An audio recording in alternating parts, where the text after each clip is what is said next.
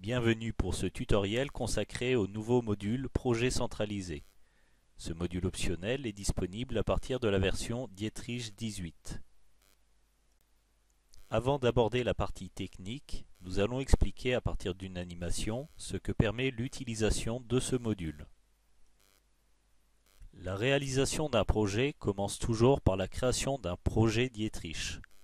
Ce dernier est sauvegardé en local sur son poste de travail. Il est alors possible d'effectuer une copie de ce projet dans un répertoire externe sur un serveur ou un cloud. Cette copie, appelée projet centralisé, est automatiquement compressée. Pour effectuer cette action, il est nécessaire d'avoir des droits d'édition sur le projet.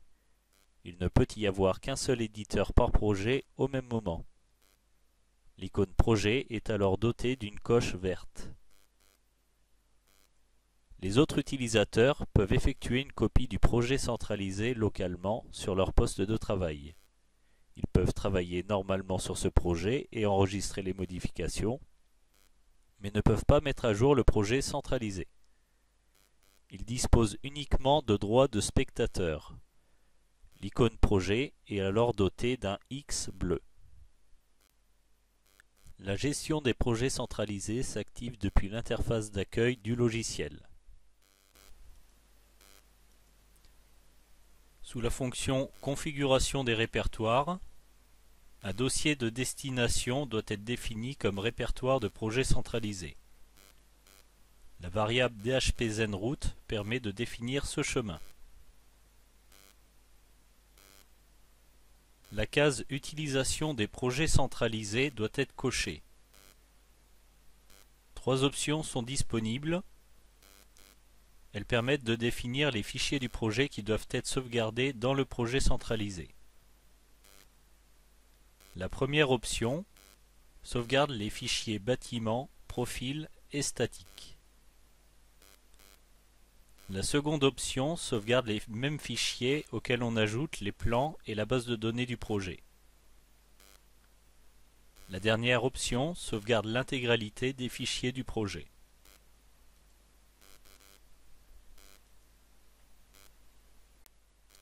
Les différentes options liées au projet centralisé peuvent être appelées suivant les méthodes habituelles. Elles sont accessibles depuis les menus déroulants sous Projet, Projet centralisé, en utilisant les raccourcis clavier ou à partir des icônes présentes en haut de la fenêtre. Voyons à présent les différentes options du mode éditeur. La copie d'un projet vers le projet centralisé s'effectue après avoir sélectionné le projet concerné en utilisant Copier projet vers projet centralisé. Un message rappelle qu'en tant qu'éditeur, il vous est possible de modifier le projet local et de mettre à jour les fichiers du projet centralisé. L'icône projet est complétée d'une coche verte rappelant que vous êtes l'éditeur de ce projet. Dans ce champ, le statut du projet est indiqué. On peut y retrouver l'éditeur du projet, le statut du projet, s'il est à jour ou pas, la date et l'heure du dernier enregistrement en local et dans le répertoire de projets centralisés, et enfin le chemin du projet centralisé.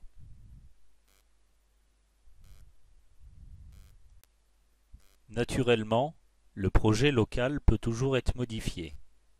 Par exemple, on modifie le positionnement d'un mur. Les modifications sont ensuite enregistrées et l'on quitte la position. Suite à cette modification, le champ du statut est colorié en cyan. Le projet centralisé est indiqué comme obsolète et doit par conséquent être mis à jour. On utilise pour cela la fonction Mettre à jour le projet centralisé. Par cette fonction, et comme l'indiquent les messages successifs, le projet centralisé est mis à jour d'après les informations du projet local.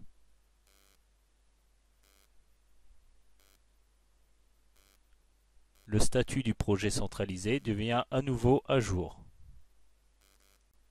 Pour qu'une autre personne puisse prendre la suite du projet, celui-ci doit être libéré. On utilise pour cela la fonction « Ne plus être éditeur du projet ». Par cette action, les droits d'édition sont supprimés pour ce projet. Les droits peuvent ensuite être récupérés par un autre utilisateur. Celui-ci devra utiliser la fonction « Mode éditeur du projet centralisé ». Dans l'arborescence du répertoire de projets centralisés, il aura alors la possibilité de choisir un projet non administré et récupérer les droits d'édition. Après avoir sélectionné le projet, une copie de celui-ci est faite sur son poste en local. Il devient alors l'éditeur du projet. Passons à présent au mode spectateur. Pour consulter un projet centralisé, on utilise la fonction mode spectateur du projet centralisé. S'ouvre alors l'arborescence de projet centralisé. La structure de classement est similaire à celle utilisée en local pour le répertoire projet de chaque éditeur. On sélectionne simplement le fichier que l'on souhaite consulter. Une copie est créée localement.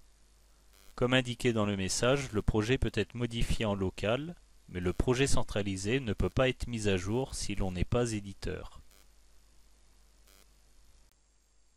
Par exemple, si l'on souhaite modifier le raccord de versant, on effectue les changements à apporter au modèle 3D.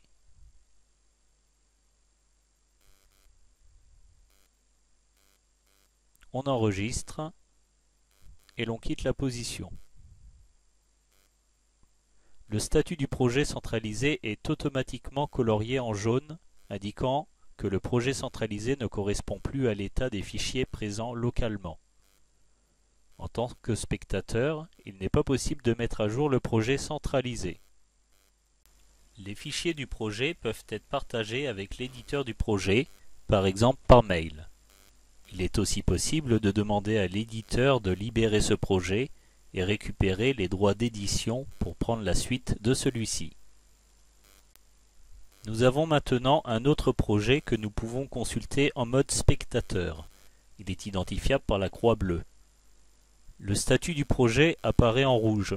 Là encore, les fichiers du projet centralisé ne correspondent pas aux fichiers présents en local. Cela signifie que l'éditeur du projet a mis à jour la version du projet centralisé et que notre copie en local doit être actualisée. On utilise pour cela la fonction Actualiser projet en local.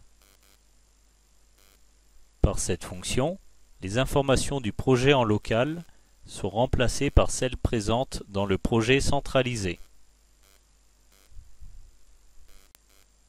Si l'on ne souhaite plus conserver la liaison avec le projet centralisé, on peut désactiver celle-ci avec la fonction Effacer liaison avec projet centralisé.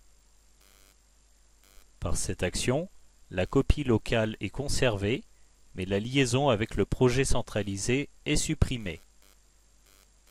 L'icône du projet n'affiche plus de croix bleue. Pour faciliter le travail collaboratif, les droits d'édition sur les projets sont automatiquement interrogés lors de la fermeture du programme. Ainsi, il est possible de désactiver automatiquement les droits d'édition des projets lors de la fermeture du logiciel. Naturellement, les projets centralisés concernés doivent obligatoirement être à jour. Merci d'avoir visionné ce tutoriel et à bientôt pour de prochaines vidéos.